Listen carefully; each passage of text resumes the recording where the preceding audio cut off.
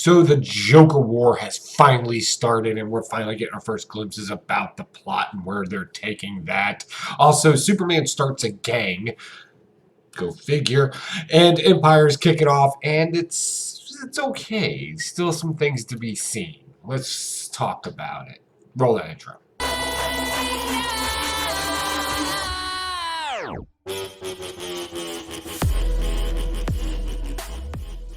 What's going on, you wonderful weirdos? As always, you're pretty cool for swinging by, and I'm Pocan Joe, and this is my weekly haul-in review for comic books that were picked up this Wednesday. So let's jump right into it because some interesting things happened. Let's get on with Justice League number 48. So what happens when an outside culture accidentally influences another culture without realizing it because they can't see past their nose and their own self-righteousness? We talk about that here in Justice League as Justice League tries to save a ship full of orphan children that have been abandoned into space. Come to find out, there's a lot more going on than just self-righteousness in this. So that was really good. Lessons learned. And of course, Wonder Woman's being the kind of moral compass in this whole thing. It got kind of annoying, but I was able to get past it because still a lot of good stuff going on in here. So Detective Comics kicks off this week, and one thing I really like in this is Batman talking trash. Like, that is legitimately talking trash in this, and it was kind of awesome.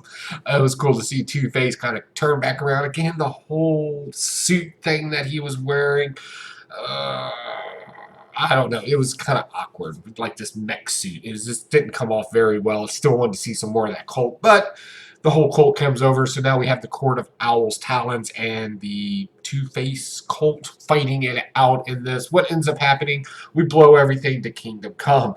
Overall, this is the kickoff for the Joker War. Has officially kicked off, because in this we even find out that this isn't the same Joker. He even says in his dialogue, this isn't the same Joker that I'm used to. This one's a lot more sadistic, a lot more just killing for kills. You know, it's different. So we finally got that interscope there to kind of legitimize it. So that was pretty cool.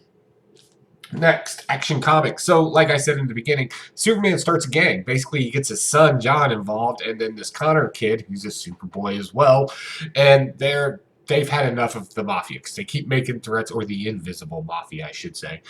Because they keep making random threats and doing things to Superman's family, and they finally had enough. So what do? They shrink one of their nightclubs. I mean, they got everybody out, right? They can't be the bad guys in this. It's not like, like a hardcore gang. So what will the retaliation be from the Invisible Mafia? This is escalation over escalation.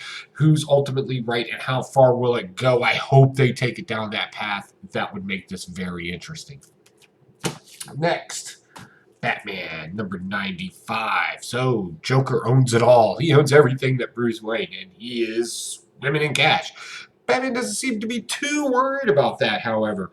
We also, again, have to prove that Punchline has skills. We get it already. Just make her part of a legitimate part of the story at this point. Stop doing all that. We also get a big surprise. Somebody that sounds a lot like Alfred is flying a Batwing and shoots guns at Batman. Kind of, sort of. It's going to be one of those little switcheroos in the next issue, sure. But I thought Alfred was dead. I don't know. Maybe it's an AI program. Whatever the case may be, we'll find out in the next issue.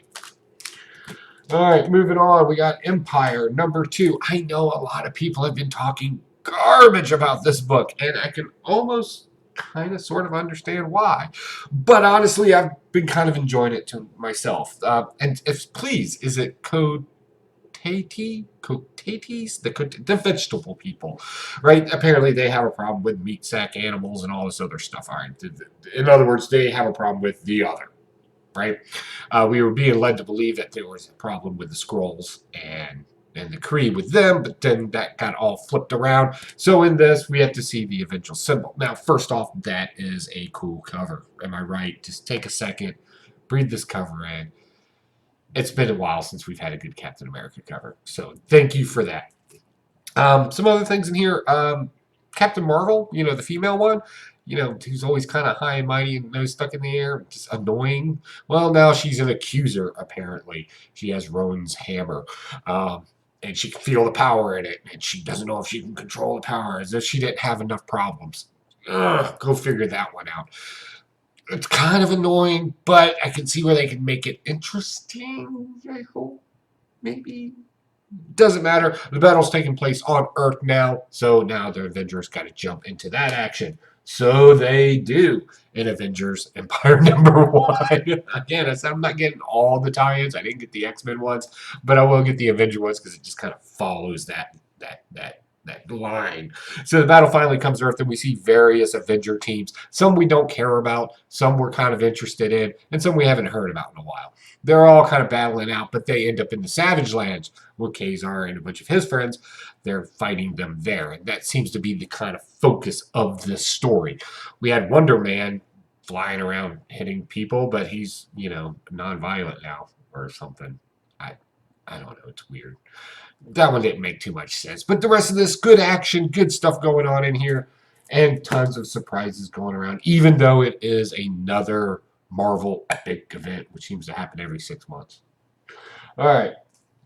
So, Amazing Spider-Man #1, because we need to start this story over again because we forgot who Kindred was. So now we get thrown back into Sin Eater. We actually get a good inside story on Sin Eater in this and who he is and kind of where he comes from if you don't know much about the character. So that was really cool to be able to see that.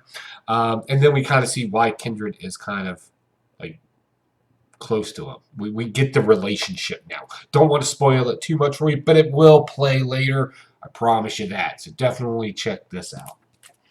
Last but not least, my only independent this week was Bliss. And I'll be just honest with you. I did not want this book. When I read the outline for it, I was like, this doesn't seem like my kind of book. So I get to my comic book shop and I was like, I got to get at least one indie. I got to get this garbage looking thing. Because I'm looking at this and I'm like, yeah, no.